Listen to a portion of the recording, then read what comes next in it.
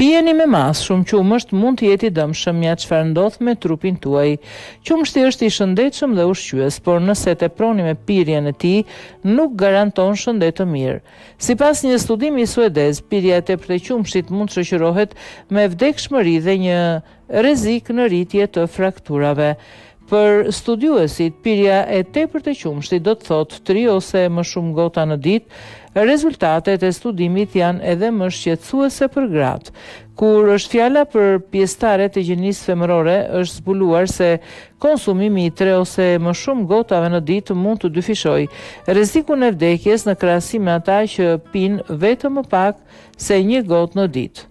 Meshkujt nuk preken në të njëjtën mënyrë si femrat, por kjo mund të rrisë shkallën e vdekshmërisë së tyre. Konsumimi i tepërt i qumshtit mund të çojë në efekte anësore të dukshme. Këto janë lodhja, puçrat, fryrje dhe problemet e tjera të tretjes. Rezultatet e studimit janë alarmante, por kjo nuk do të thotë që duhet ta shmangni plotësisht të pije. Përveç kalciumit, qumshti përmban ushqyes të tjerë thelbësor si vitaminën D, vitaminën B12 dhe proteina.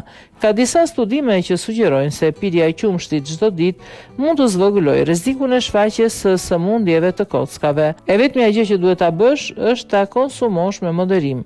1 gotë në ditë është një zgjedhje ideale.